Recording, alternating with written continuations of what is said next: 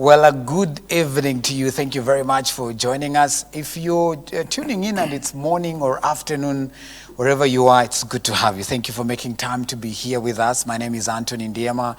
This is the Defining Moment. On the Defining Moment, we bring you stories of inspiration, stories of hope, stories of restoration, stories of redemption.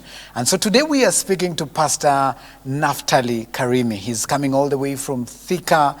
Very powerful testimony, but he's here to encourage you that even through the situations, the things that you're going through that are tough, that are heavy, God is still right in there and is able to do something great and amazing to you. So karibu sana, Pastor Naftali. It's good to see you. Thank you, Brother Diema. Yes. I'm happy to see you too. You have been well. I've been well. God has been so faithful. Amen. And He has kept me safe together with my family. Right. Yeah. We thank God. Thank God for Karibu that. sana, you have a very powerful testimony. Yeah. And today we just want you to encourage those who will encounter with it. Yes, you have gone through a lot. a lot. A lot. My goodness. It's called fire.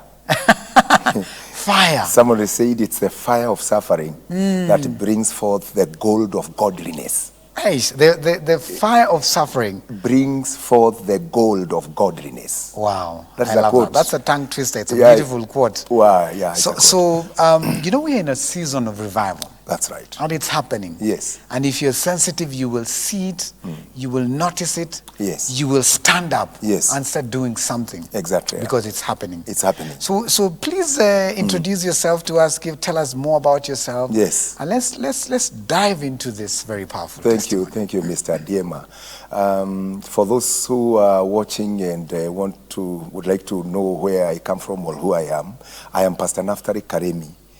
I minister with the Soul Harvesters Church International. Right. The branches is in Thika. There is an estate called Keganjo. I thank God because we have a Archbishop from Muranga. Our Archbishop is Jesse Muirori. And we have a presiding bishop in Nairobi region, Right. Dr. Jackson Karaja from Dadola. Right. He is my bishop. I was brought up in Nyeri. I was born in Nyeri County, sub-county Mukurweini. All right. And I grew up there. I went to primary school and I went to high school within the village. And then again, I joined a college within Nyeri County. And then I was unable to finish. So I decided to look for a job. Right. Then finally, I landed in Thika. So I started working there. And after a few years, back in 1998, I got married. All right. Yeah, I did a very colorful wedding. And it was very colorful. And I married to my wife, Hannah. And after 1 year, we were blessed with firstborn. Okay. Our firstborn. That is 2000. 2000. Yeah, 2000. We are blessed with a boy, All a baby right. boy. Then after 2 years, 2003, after 3 years, then we got the second born. Okay. Now that's where, issues came up. Okay. Because our second born was born with cerebral palsy. Wow. And from the word go, he never grew normally like other children. And actually up to date, these are now 19 years. Wow. He is still on a wheelchair, totally paralyzed. He does nothing, he doesn't move. You have to do everything for him. He is totally dependent. Right. That is our second born, eh? That's the second. Second born. 2 Sorry, before we even continue. Yes. You're a pastor. Yes, sir. And probably we'll delve deeper into this. I'm sure you have desired healing and many other things. Yes. For that child. Yes. How do you manage and handle that kind of pressure? And cerebral palsy, someone really becomes very dependable. It's very dependable, and Yeah. it's hard. And don't forget that when my son became paralyzed, my wife also became diabetic because of the pressure and the depression and stresses handling this child. And it was so hard, to believe that that is what has happened. So now we try to look for some medical institutions to help this boy grow normally, but unfortunately up to 9th year, he could not recover. Wow. And my wife became diabetic. Actually, immediately she started using self-insulin. you know, injecting herself. Now you can imagine, now I have two people who are weak in the family.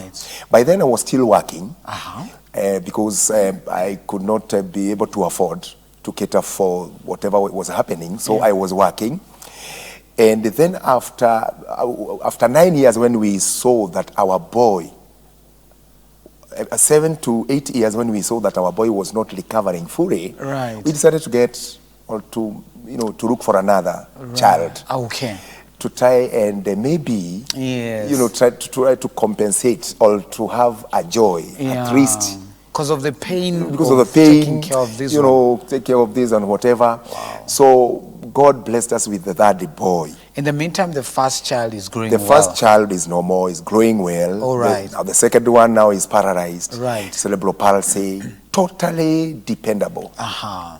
And now we were blessed with the third boy on 2009. Okay. Then again we went on. This one second boy is still on a wheelchair. My wife is still diabetic and then high blood pressure. You know, they go together. The diabetic and high blood pressure, they go together. And it used to be very high. Actually, she would go to hospital and after being tested, it would come up to 30. 30 is someone who is in a hospital ward. And then she would be, you know, injected with several insulins and whatever and recover and go back home. So 2011, again, we decided to look for another child. All right. So we are trying to recover from the shock of this second boy. There was a question you asked me. Yes. Now, let me tell you. By then I was working, but I was still ministering. Okay. But it would become hard when you're preaching and praying for sick people. Some are getting healed, but your son is remaining the same. Even now, today, you pray for people, they get healed, but you go back home, your boy is the same, your son is the same, your wife is the same condition. So it becomes, by then it was difficult to understand, and even to understand how God operates.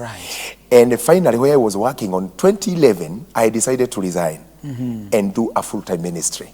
All right. So I have these challenges. I have my wife diabetic, second born on a wheelchair, but the other two boys are strong, very good boys. Then I resigned from job. I decided to start my own business within Thika Town so that at least I can cater for my family as I minister. And so I started well. I had a good stock. I was dealing with the cars, spare parts and wheels and whatever. All right. But then again, on 2012, something hit our family, a weed of death. I have just resigned from job. I want to begin to start a business and go to full-time ministry. In 2012, towards the end of 2012, my father died. He was old enough. That was okay. My father died. And when he died, my younger brother, our last born, was working in prisons. He was a prison wonder. Right. So we didn't know that he was sick also. He was feeling unwell. So the day we buried our father, my brother came to the burial. Yes. But he could not even appear in the presence of people. He was sleeping inside the house. Because he was unwell. He was unwell. He was complaining of headache and his stomach and, you know, something unusual. So we finished burying our father. Then after the burial in the evening, we chatted with my siblings and other friends, and we decided to leave the following day as we look for him. Then I decided to leave my brother behind, another brother who is behind me, to look after my younger... The one who's sick. The one who's sick, and report to me what is happening. It was on Saturday when we did the burial. So on Sunday, we went back, everyone to where he works, or where we work. So on Monday, my brother, whom I left, called me and told me, our brother is so sick. So I told him, bring him to Thika, so that we can have a medical checkup. Right. So immediately I took him to a certain doctor. He did some checks, and immediately he called me. He said, "Are you in charge of the family?"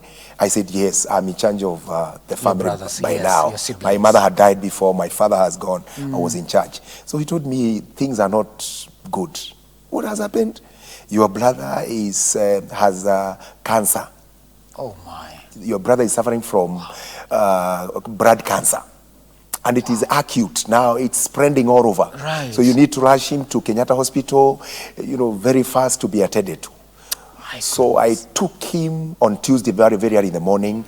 We went to Kenyatta Hospital. He was again rechecked, retested, and it was, it was severe. Yeah. It was acute cancer, actually at 4th stage. Wow. Then I was told, I was advised to take him somewhere so that he can be, he had no enough blood. So I took him to Thika. For 3 days, he was able to be, for transfusion to transfusion happen. blood, So he got more several blood. pints, around 6 of them. Wow. And after 2 days, he was discharged. He went to my house. It was on a Saturday. Right. But then during the night, he complained of headache. Then very, very early in the morning, I called some friends and my cousins. We came to Kenyatta very fast. It was on Saturday. Yes, early morning. Early morning, we rushed to Kenyatta, to casualty. He was attended. He was, all the doctors were looking very fast, doing what they could do. They took the scan of the head because he was complaining of the headache. Right. And they took the blood, they tested. Finally, they called me. And before they called me, I was just sitting next to my brother. Just within few minutes, I saw him change. The face changed. And the tongue became black. Completely black. Within few seconds. Then I called the doctor. Something has happened. Then when he saw what has happened, he told me to to move out. They took him to the machine, the oxygen machine. They fixed him in the machine, and then I was called. So the doctor tried to explain me how the cancer spread and so many tumors in the head. So I was asking him, is he alive? So he was kind of telling me, well, it's 50-50, and maybe by God's grace. Wow. So I knew he was gone. He was gone. That was on Sunday. We have buried our father last week on Saturday. Yeah. That is a week later. My brother died. Wow. He went, and then we went on to prepare for the burial. We buried him. Goodness. Then we continue. After burying our brother, after 2 months. And at this point, still in your own family, there are a lot of issues. Your wife is sick. My wife is totally your sick. Your second born is still My struggling. second born on a wheelchair. My wife is a diabetic, and it is bad. She is delicate and weak. She is not even able to take care of the son. She is weak. So we had house helps. We had a house helper. Looking after the boy and whatever. Right. So we are going through all this. When back at home, I have all these challenges. Right. But the grace of God, of course, was sufficient. So you bury your brother. I bury my brother. I buried my father. We bury my brother. A week later. My father. A week later. Just a week. Okay. Exactly a week. Now we go on. After only 2 months, I went to prayers. I went to the mountain to pray. When I was coming back, I was driving, so I could not pick my phone. Yes. I was coming from Namanga. I had gone for some prayers for several days. Right. Only to land in Thika and stop and took my phone and saw so many calls, missed calls from common people, my cousin, my neighbors. So something has happened. All right, hold it, Ras. Yes. Oh my goodness, that is something else that has happened. Yes. You can't get all those missed calls. Missed calls. And there is nothing very tangible. So we come back, we take a short break, we'll be coming back with Pastor Naftali. He has gone through so much. You think the father and the brother has died, things are over? No. It's only beginning. So we come back in a short while right here on The Defining Moment. Don't go too far. Wow.